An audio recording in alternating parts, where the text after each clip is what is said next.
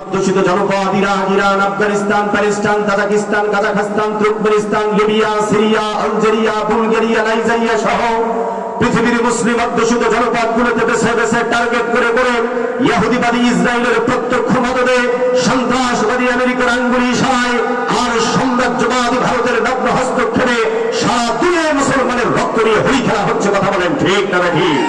তার এই ধারাবাহিকতায় সেই ষড়যন্ত্রের অংশ হিসাবে 56,000 বর্গ মাইলের প্রাণপ্রিয় মাতৃভূমি বাংলাদেশ, শাহজালাল, সাপরান, সামাকদুম, শরীয়তুল্লাহ তিতুমিরের প্রাণপ্রিয় মাতৃভূমি বাংলাদেশ, লক্ষ লক্ষ শহীদের রক্তের বিনিময়ে অর্জিত লাল সবুজের প্রিয় মাতৃভূমি বাংলাদেশ, 90% মুসলিম অধ্যুষিত আমাদের প্রাণের প্রিয় মাতৃভূমি বাংলাদেশে একটি ছোট্ট মহল সুপরিকল্পিত ভাবে ইসলাম, মুসলমান, ইসলামী আন্দোলন, ইসলামী নেতৃত্ব এবং ওলামায়ে কেরামের বিরুদ্ধে সুগভীর ষড়যন্ত্র বেঁধে উঠেছে। কথা বলেন ঠিক না ঠিক?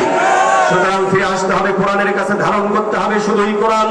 এই কোরআন শুধু চুমু খাইলে দায়িত্ব শেষ হয়ে যাবে না। কোরআন দিয়ে শুধু মিলাদ মাহফিল পড়লেই কোরআনের হক আদায় হয় না। রমাদান কারিমে কোরআন দিয়ে শুধু খতমে তারাবি পড়লেই কোরআনের হক আদায় হয় না। আপনার পিতার মৃত্যুর পরে, মাতার মৃত্যুর পরে 3 দিন, 7 দিন, 10 দিন, 40 দিনে কোরআন খালি করলেই কোরআনের হক আদায় হয় না। কথা বলেন ঠিক না ঠিক? কারণ কোরআনে কারিমের বিধান প্রতিষ্ঠার জন্য আমাদের প্রিয় নবী, বিশ্ব নবী, মানবতার বন্ধু মুহাম্মদ রাসূলুল্লাহ সাল্লাল্লাহু আলাইহি সাল্লাম শিয়াবে আবু তালিবে 3 বছর কারারুদ্ধ থেকে মানবতার জীবন যাপন করেছেন মুসলমান। কথা বলতে হবে ঠিক না ঠিক? এই কোরআনের বিধান প্রতিষ্ঠার জন্য প্রিয় নবী তায়েফে পাথরের আঘাতে জর্জরিত হয়েছেন। এই কোরআনের বিধান প্রতিষ্ঠার জন্য আসহাবে কেরাম করে জীবন দিয়েছেন।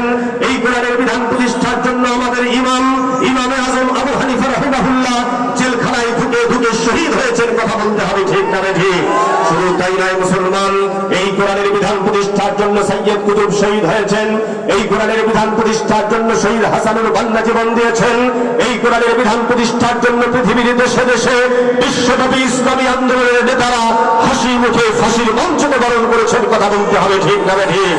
শুধু তাই নয়, খানসামা আঙ্গার করার বিপ্লবী জনতা, কোরআন প্রেমিক জনতা এই কোরআনের বিধান প্রতিষ্ঠার জন্যই, এই কোরআনের বিধান প্রতিষ্ঠার জন্যই কোরআনের পাখি যিনি 50টি বছর গোটা বিশ্বময় কোরআনের দাওয়াত দিয়েছেন, যার হাতে হাত রেখে অসংখ্য মুসলিম কালেমা করে ইসলাম কবুল করে মুসলমান হয়েছেন, সেই কোরআনের পাখি আল্লামা দেওয়ার হোসেন সাইদি কোরআনের বিধান প্রতিষ্ঠার আন্দোলনে নেতৃত্ব দেওয়ার অপরাধে বছরের পর বছর অন্ধকার কারাপ্রকোষ্ঠে মানবতার জীবন যাপন করে কোরআনের পাখি আল্লামা সাইদি কোরআনের জন্য শহীদ হয়ে দুনিয়া ছেড়ে চলে গেছে। কথা বলতে হবে ঠিক না ঠিক?